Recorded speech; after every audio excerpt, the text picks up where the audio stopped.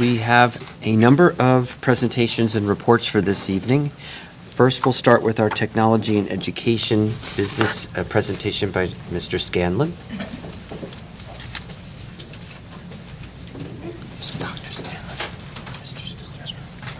Scanlon. Good evening, everybody. I have to stay over here towards the computer here because, as Dr. Cohen said, I'm in charge of one of the things is computer science education, and what we're going to see tonight is a way that we've been trying to promote student collaboration in problem solving. So we're using a Google app for education called Google Hangouts, which is a video conferencing software which is free, and we're doing it through our managed accounts, our managed Google accounts. So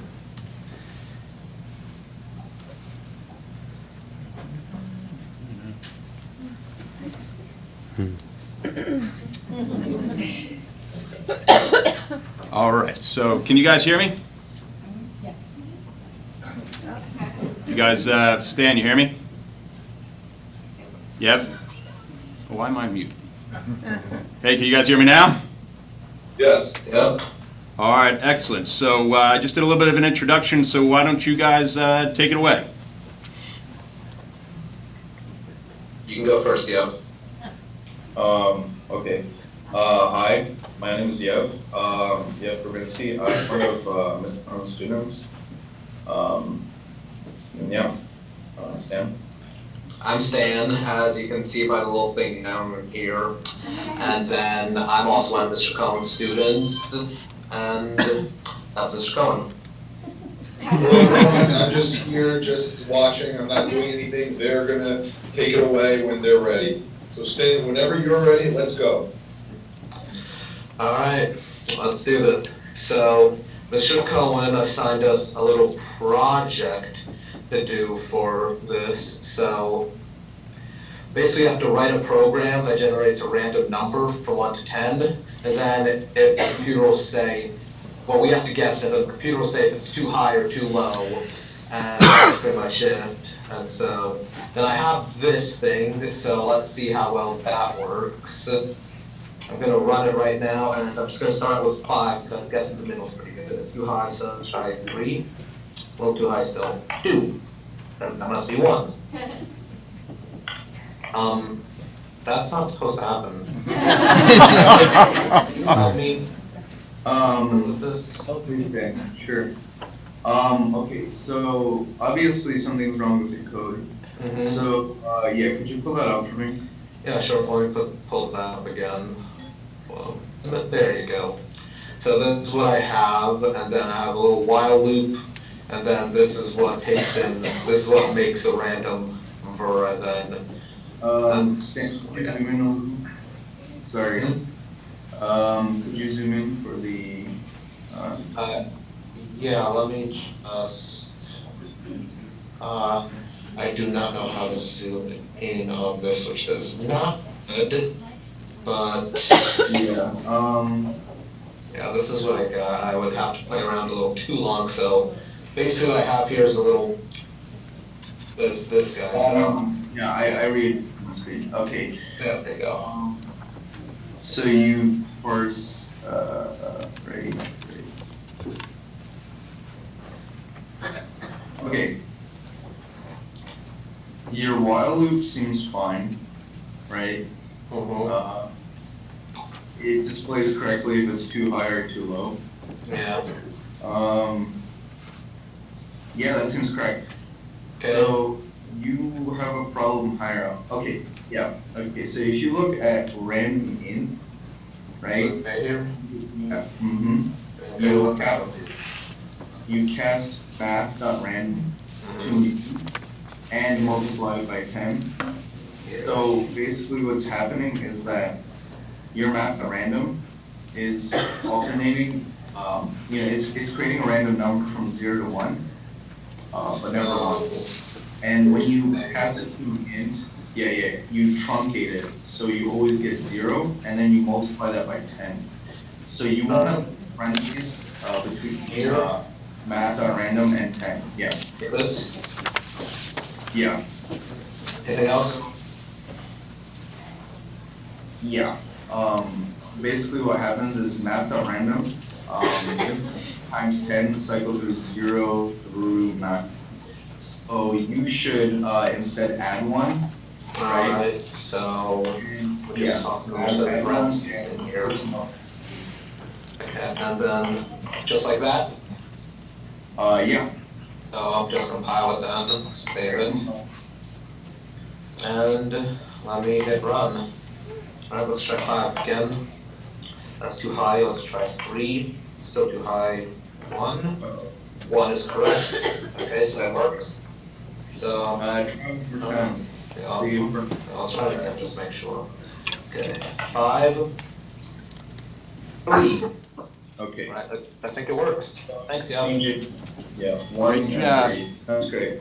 Yeah, thanks a bunch, Yev. Great job, No guys. problem. Alright, All right, so hold on, stay on board for a second. I'm going to just mute you for a moment. So, as you can see, they used, like it is a different language. You're using Java, which is a computer language, and they used this Google Hangout, which is one of the apps for education to collaborate to actually solve the problem that Mr. Hine put up for. Yeah, and it's funny. It's a little garbled, but they get the point across. So. Really, these are some of the things that we're doing, that we're really trying to promote technology and collaboration and problem solving. And I think that's what makes a big difference between, information and application. Because sometimes people say, well, the kid's collaborating, where does the line end? And I think it's great that we have this technology where you really do have to, all your problems and all your questions need to be application-based, not information-based. So I don't know if anybody has any questions for any of these guys. I can relay them through. I'm sorry. Yep, Ms. Becker, yep. Question for you. So this app, are we using it in a lot of the classrooms, or is this just for the exercise for tonight? Dr. Vanella has had a whole bunch of different professional learning communities where we have shared out all of these different tools and strategies, and we have been using them in pockets. Tonight was, a little bit staged to make sure everything worked properly, but it's small right now. I would say it's probably more of a piloting in areas, and then we're sharing that out, and which was, tonight seems like a great opportunity for everybody to understand what tools are out there that can be used in more and more places. Yeah, but I'm just thinking of the different ways it could be used, and if a student's out sick, and instead of calling someone I'm sorry, I'm dating myself, emailing or texting a friend, hey, what was the homework tonight? They could actually do a video conference, and they could explain more than just what was the homework. They could help them, work it through, or study buddies, or, things like that. But I think particularly kids who are out sick for a few days, or some kind of a... Can they even watch the classroom presentation? Right. Yeah, You well, can't yeah, but if they wanted to do like a one-on-one help, it could be used in any class. I mean, for any of the subjects. Yeah, even prior to this, before there was the Google Apps, at least before Hangouts, we've used Skype and the Apple one. In our preschool class, where a student broke her leg, she couldn't come to class, and one of the other students carted her around to the different areas where she needed to be part of the class. Oh, that's great. Kindergarten, huh? No, it was a preschool. It was a high school class, Preschool, but the preschool right, education preschool, course. yeah. Yeah. Wow, Wasn't it even more wow. one of the districts up in North Jersey that actually used programs similar to this to avoid or do away with snow days? I think in Randolph, wasn't it? Right. I think they got dispensation, at least for the seniors, for 2 days. For high school only. For high school or high school only. But I think that's we're not that far away from having that technology and capability. I think the state disallowed the Randolph's use of those days, but they tried. Right. But I think that the point is that we're not that far away from being able to do that. And really, the way I kind of sum up a lot of the Google Apps for Education, whether it's a doc or this video conferencing, it's no different than two people working in the same area. Like a Google Doc is, I could put this right here and we could both be writing on it, but, I'm in New Jersey, somebody else is in China. And it really does open up that door. It breaks barriers. Very good. Any other comments? Good job, guys. Very good. Hey, guys, thank you very Thank you much. very much. Thanks for joining in.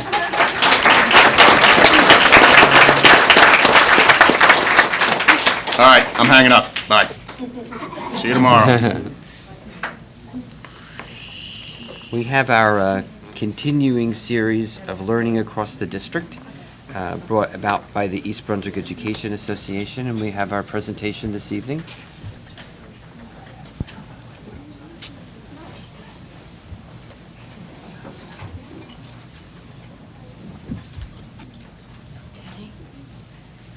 Good evening.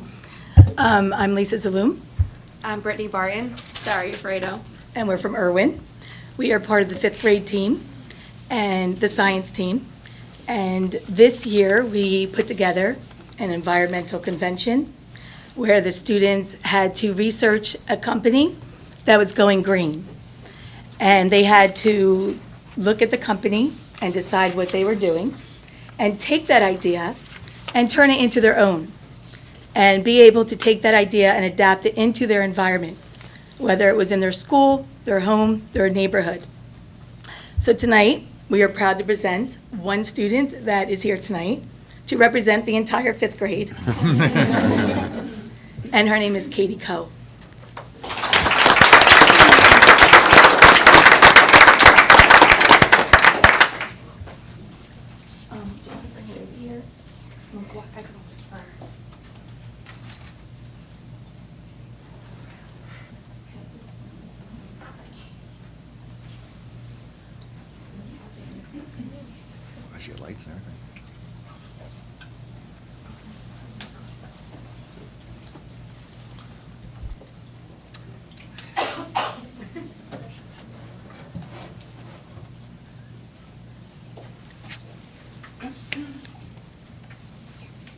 Would you guys like to see what she made? Sure. Really neat. Tell you a little bit more about her.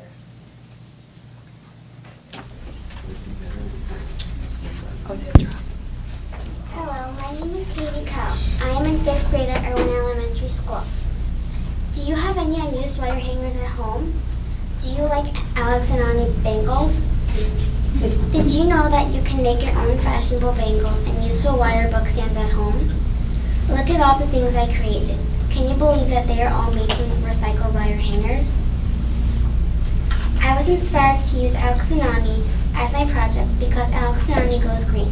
Their popular expandable wire bangles are created from eco-conscious, recycled materials made entirely in the United States. I took the idea of recycling wire from Alex and Ani and made a book stand, bangles, tissue box holder, cell phone holder, and a classroom wreath out of recycled wire hangers.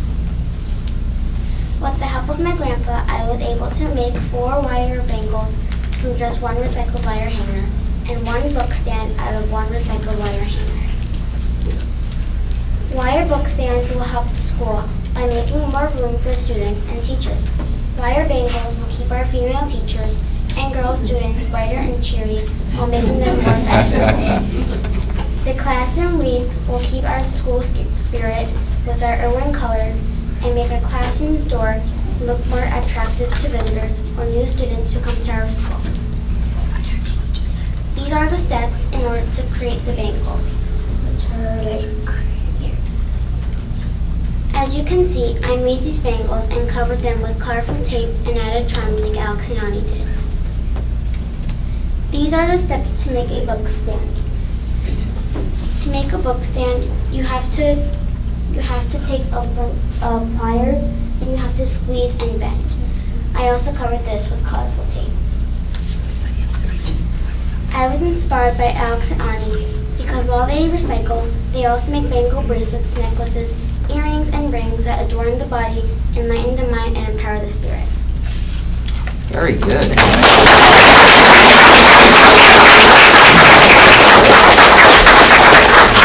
that around so everybody Yeah. can see that.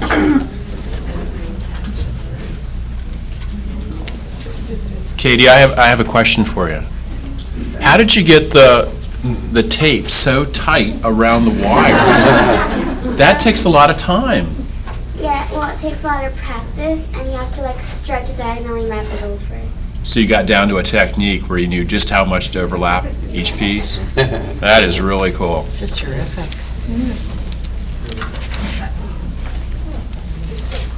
I think there's enough for all of this. Is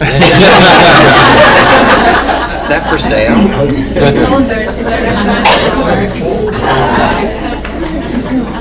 Katie would like to offer each of you a bracelet. Oh, no. It's an original. Keep that one. I noticed Katie has the iPhone 6 replica here. I of course, have the iPhone 5.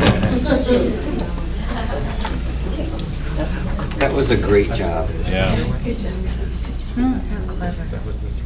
Before it's been finished. Cool. Very cool.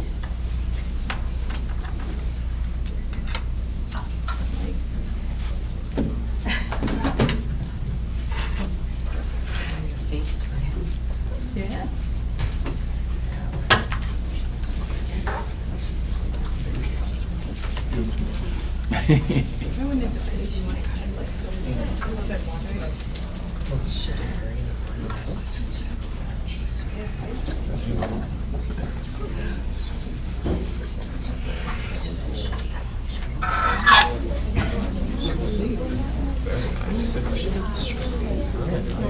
Come on, Brad.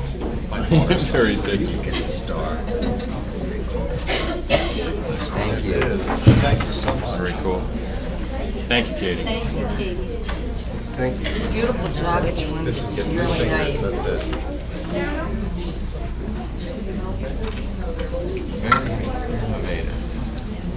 Let's see.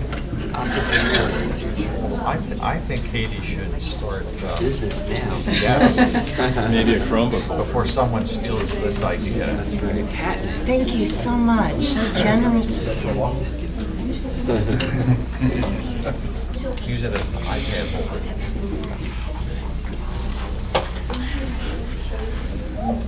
It's never too late.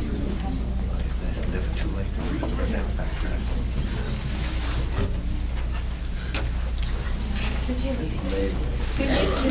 They really are.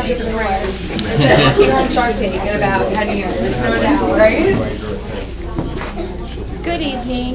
The next set of presentations we'll go ahead and get started with. I'm Jessica Buemi, and this is Angela Cintron. We're fourth grade team, Math, Science, and Social Studies at Irwin also. And these are our students from both sections of fourth grade presenting about a social studies project that they did. Go ahead. We are presenting a fourth grade state research project. My name is Anushka and my teacher is Miss Cintron. I'm Shree and my teacher is Miss Boney. I'm Sina and my teacher is Miss Cintron. I'm Maddie and my teacher is Miss Boney. I'm Anton and my teacher is Miss Boney. We came up with our state by selecting a certain one, for example, Hawaii. Then, if a student wanted the same state, we would debate on who had the better evidence. The person who had the better evidence would get the state. After we chose our state, we would use something called a Q-chart. The Q-chart basically organizes our questions, and there are 4 levels on the Q-chart: level 1, 2, 3, and 4. A level 1 question would be, who is Florida's governor? Which will go here. A level 2 question would be, how did Florida get its name? A level 3 question would be, who might be Florida's next governor? And a level 4 question might be, how might Florida's economy change? We came up with the facts by researching our state.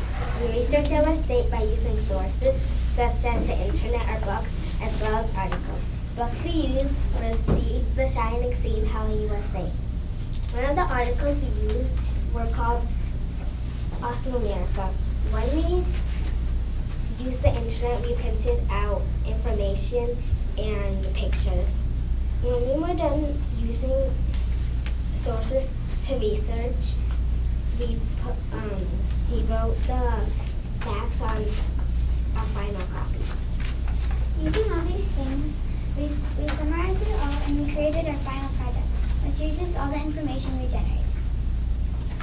During our research process, we learned a lot, which helped us think of more questions and learn more about our state.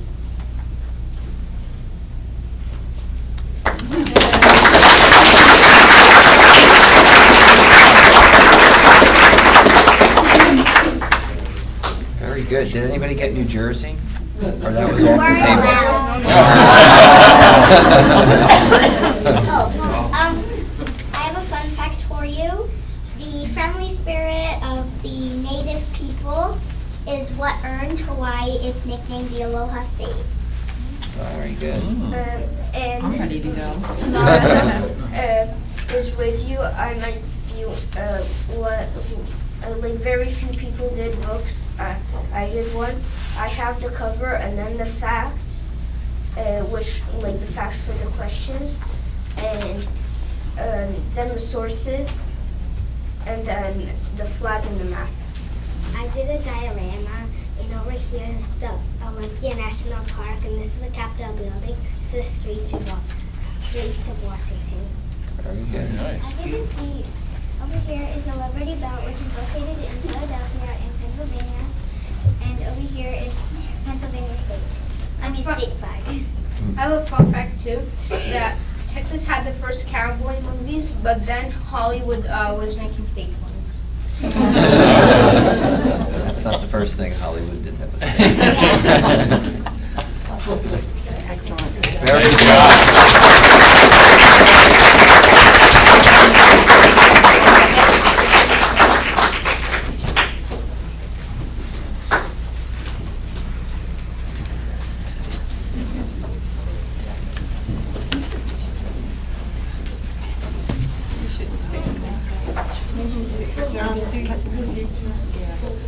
What? The next set of students are going to talk about some science, our last and most recent studying unit about motion design. Hi, my name is Emma. I'm Charlie. I'm Mateo. And we're talking about motion design. So we first built the vehicle from a blueprint. Like, this is the blueprint. So we call it the standard vehicle. So over there, down the first vehicle is the blueprint this is the blueprint that we made that vehicle from. So from the standard vehicle, we started this investigation called the following unit system. And it was about pull force and how it works. For the investigation, the pull force was the steel washers. A month later, we learned about friction. We learned about wasteful and useful friction. An example of useful friction is when tires on the wheels while they have a grip on the road. An example of wasteful friction is when you're sliding on the ground without shoes but socks and you have no grip on the ground. I'm going to talk about rubber band energy. When we wind the rubber bands around our back axle of our vehicle, it creates potential energy. Then, when we release the rubber band, it turns into kinetic energy. The more times we wind the rubber band around the back axle, makes it go faster than less times of being wound. Sails on many vehicles, such as boats, parasailing, and much more. Sails make vehicles move by the wind pushing against the sail, causing the vehicle to move. For air resistance, first we put a sail on a vehicle. We tried to make it so it would slow the vehicle down, and it did. Then we did another experiment to make the sail have less air resistance. So it didn't affect the vehicle at all. So down over there is the propeller blueprint vehicle. And that is the vehicle we built from the blueprint. Now we just built the propeller vehicle from this blueprint, and that moves with the propeller.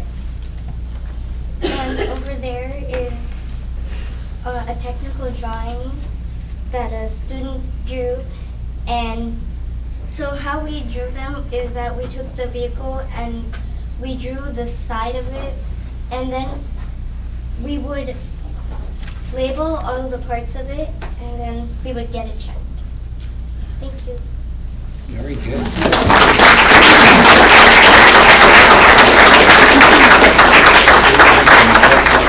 Can we see those models? And what grade was this?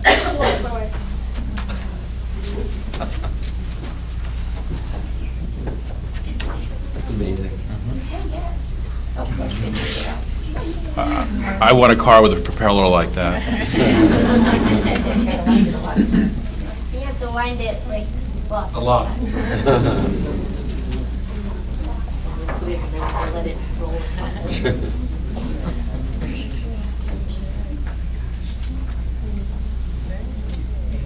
Very cool. That was really very good. Nice job. It just goes to show you that the concepts of physics that they're getting at such young ages makes it, when they do get to physics, it's not concepts they've never heard of before, so I think it's great.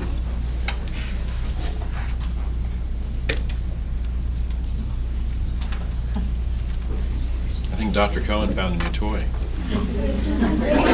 Make me drive any faster, and I'll give you more driving tickets than I don't need. That's cool.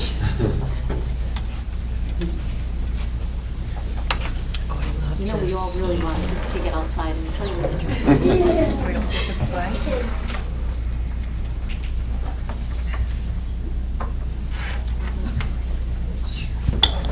the While you're playing, I just want to, my name is Joanne Byges. I'm a social studies teacher at the high school, and I'm also the chairperson of the Pride Committee. So since this is our last presentation night for this year, I just wanted to thank the board for giving us a spot on the agenda so that we could continue these presentations this year, and also to remind everybody of, you know, what the purpose of the Pride Committee and the Pride Initiative was this year. Most obviously, it is so that we could all, you know, show pride that we have in what goes on in our buildings every day in the district. But for East Brunswick, Pride actually stands for Partnerships Result in Dynamic Education. And if you think back over the past year, all of the different Pride-sponsored community events that have occurred, starting back in September with East Brunswick Community Day, and then the math parent night at Hammersholt School, and the Frozen assembly and party, and the senior citizens prom at the high school, the staff award ceremony recently, and future events like Dr. Valesky's State of the District address, the East Brunswick Relay for Life that's coming up in June, and then these board presentations, which really have helped to pack the house with excited students and excited parents and excited teachers. So I feel confident that we've met our objectives this year. And so I thank you all for being such a captive audience, and we look forward to entertaining you all again next year. So thank you very much.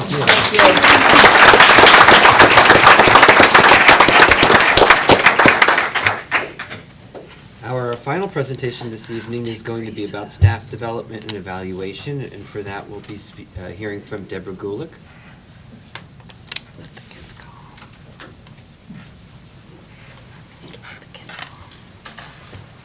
Thank you for the opportunity to speak about staff development and evaluation this evening. As you recall from our budget presentations, East Brunswick Public Schools is our largest employer in East Brunswick, and we are a people business. We have 800 certificated staff and an additional 600 non-certificated staff. That makes adult learning critical to the success of our organization. With the implementation of Achieve NJ in 2013, the district built upon the culture of continual improvement, which was supported by the use of the East Brunswick instructional model for years before. we chose Charlotte Danielson's Framework for Professional Practice as our teacher practice rubric because it reflected our values, particularly student-centered instruction, as I couldn't have had a better backup team here this evening. Thank you. To support the implementation of the new procedures, we established a District Evaluation Advisory Committee with more than 25 members representing teachers and administrators from grades K through 12 in every subject area, and school improvement panels in every school. Since the beginning of 2013, our District Evaluation Advisory Committee and our school improvement panels meet at least once each quarter, and they really kept a pulse on the implementation process, the concerns that people have. They've really advised us as a team. We've reached consensus and made some decisions together, and they've kept the lines of communication open so that we could eliminate as much fear as possible through this new process. With the new evaluation system, we were able to collect a great deal of data. We noticed that as a district, we had established very strong classroom environments. Two areas of particular strength were establishing an environment of respect and rapport and managing student behavior. We were also able to determine areas where we could be better. One area was questioning and discussion techniques. As the 2013-14 school year came to an end last June, teachers were asking for more professional development. They wanted to expand their repertoire of strategies so that they could include more authentic student-centered activities into their everyday classes. This is some of the data that we collected from our observations last year. And overall, it's important for you to know that our scores were finalized in January with the receipt of the student growth percentiles, and 98.5% of our teachers were rated at the effective or highly effective level, and 123 teachers scored at the highly effective level when student growth objectives, SGOs, and student growth percentiles, SGPs, were factored into the overall ratings. In the past 12 months, staff development has had opportunities to respond to the data that we received from evaluations.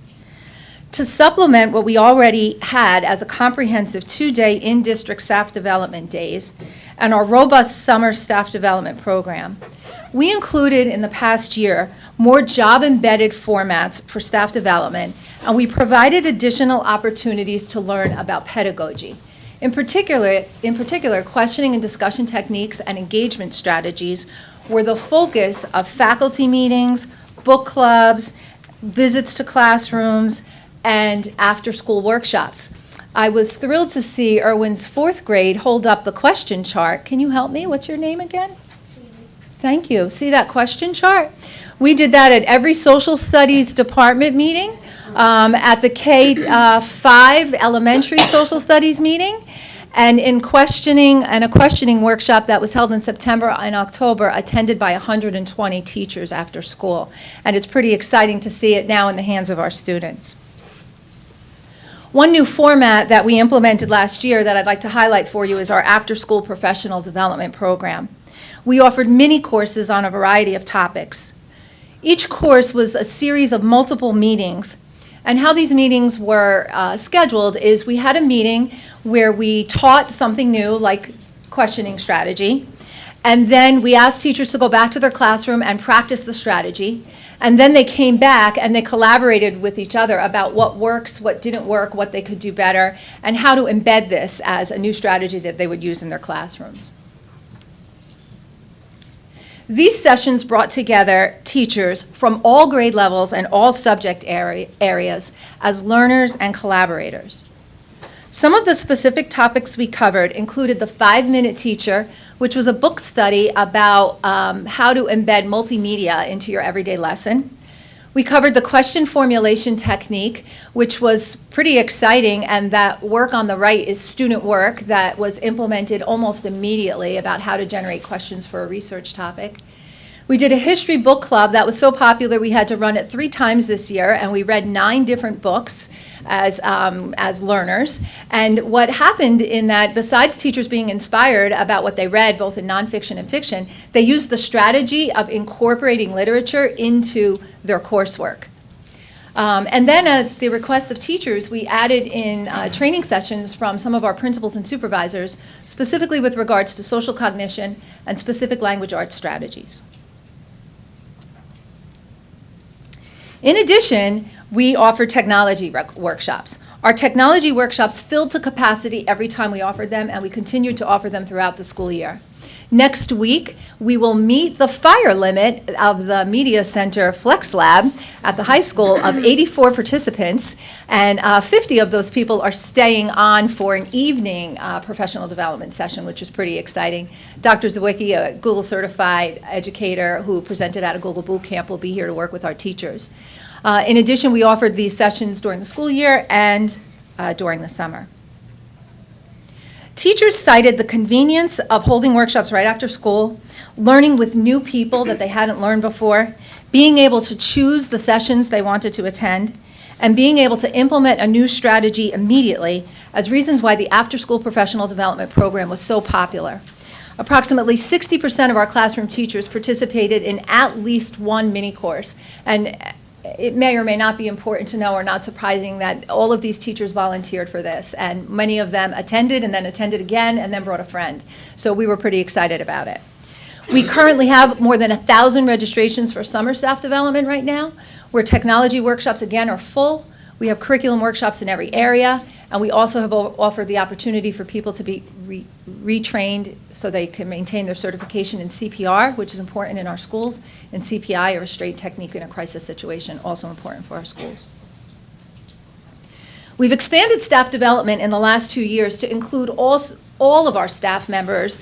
Our secretaries and our administrators are also important adults in this learning community here at East Brunswick Public Schools. Last summer and this summer, our secretaries were offered kind of Tech Wednesdays, so that each Wednesday afternoon they could come and learn something new. Everything from how to support their schools with the Moodle online classroom, to better use Genesis, to even some of our secretaries want to be better Excel users for managing information. So that's been really, really well trained, really well attended. We've also expanded our opportunities for administrators. Administrators in the district have always kept up and always have maintained their certification and maintained cutting-edge information, but we never really had the opportunity to learn as a cohort except for meetings. And last summer, we participated in 10 hours of cohort-type training in leadership and giving feedback, and this summer we will do the same, where we've had presenters such as James Strong and Pete Hall, both national presenters, work with us to improve our collaborative skills and our leadership skills. I'd also like to let you know a little bit about the Achieve NJ Content Development Grant. We talked about this very, very briefly in December when East Brunswick Public Schools was awarded the grant, and we were awarded the grant to develop the teacher practice module for the state. So that's pretty exciting. 24 districts will be presenting to 150 teachers from 24 districts, who will then have to go out and present to 2 more districts. The team is made up of teachers, coaches, and administrators. They're the development team. But we were able to include, as part of this project, 25 additional teachers, in some cases they're principals or supervisors, and the East Brunswick High School Video Production Club. So also exciting. In the selection letter from the New Jersey Department of Education, I was excited that they were able to notice, this is a quote right from their letter, "It was very clear that East Brunswick is deeply committed to teacher development and specifically teacher reflection," and that probably is the reason why we were awarded the project.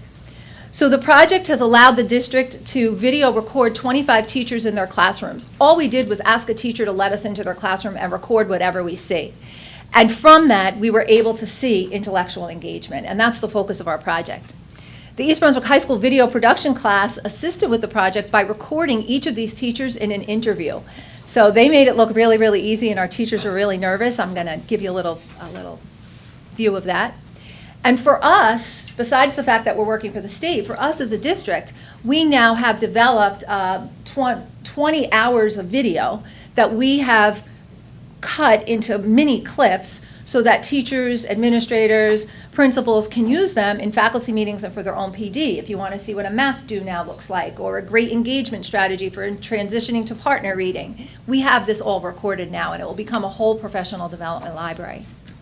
So I think I could sum up really what our work is when we talk about professional development and why we work on it. When you hear these teachers, this is just a 1-minute clip, These teachers are going to answer this question. What does intellectual engagement mean to you? I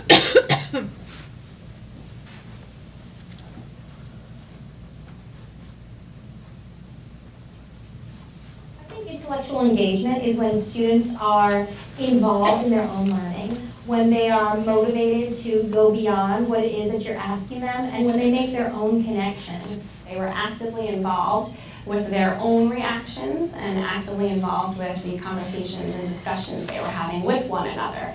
I feel it's when the content becomes so meaningful for a student and so clear that they can make their own personal connections to it, that they want to do some further exploration with it. I want them to ask questions that are either a lateral step over or how they can apply it. And I think by seeing all the various different types of questions that we ask them, they were able to say, well, how would this benefit me later? They're hands-on about their learning. They're in charge of how it happens. They have some choice and some say in how their learning happens. It's not just that they're enjoying what they're working on. They're enjoying what they're working on, but they're working on high-level questioning, high-order thinking, really getting to a deeper understanding of the topic at hand.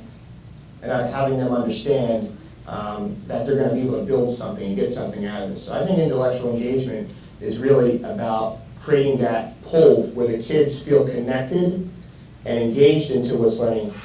And if it's because they love the subject matter, great. That's as a history nerd, I'm all for that. If it's because they have ownership of the classroom, I'm all for that too. They're learning without even realizing how much they're learning because they're so engaged, because they're enjoying it. So intellectual to me is to have knowledge and to learn, and to be engaged is to be focusing and understanding. So if they're intellectually engaged in my lesson, they're learning without even realizing how much I'm teaching them. And that's a big part of my job. So I think just those few teachers sums up what the entire staff development program and evaluation program has been focused on, and that's really making sure that our students love learning. Very good. Thanks.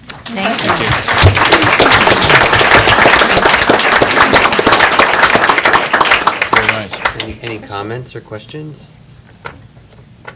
Great Thank job. you. I had one. Mrs. Gulick, how long is the after-school voluntary staff development been happening? It's only been this year. It was a pilot project for this year, and it's taken off really well. We already have requests for what to offer next year, so I think it's here to stay. Absolutely. Just a comment, as a practicing physician, I have lots of patients from many different communities that come in and see me, many of whom are teachers. And when the Teach New Jersey first came into, became a state mandate, all I would hear about was how, here we're going to go after the teachers, and the teachers are all going to be fired, all those bad teachers are going to be let go. And many school districts, many teachers felt that this was a witch hunt to try to flush out teachers from the school system.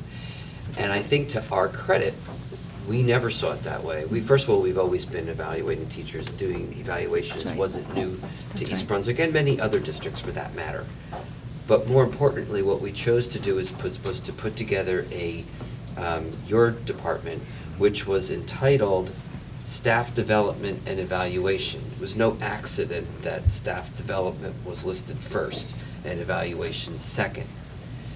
And the point was that the evaluation process should be a learning process for everybody, and it isn't a witch hunt. It is when the culture is positive and everybody is in it for the same legitimate good reason, then you work together to, and I hate to quote Bush, but rise to the top, because that's essentially what you're doing. You're learning from each other, and you're trying to make things even better than they were before. There's no reason that a highly effective teacher can't be even better.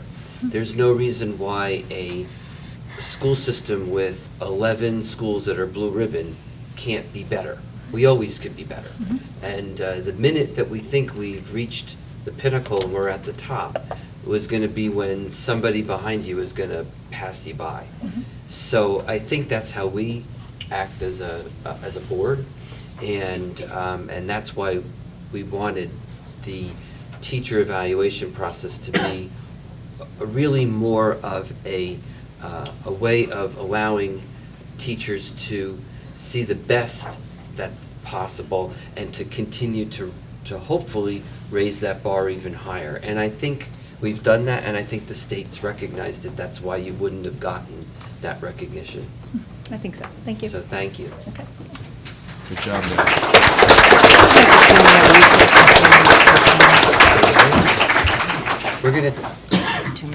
We're gonna take a 3-minute break now, and we'll be back in. We have to. Okay, I know. 3 minutes. What? She's right here.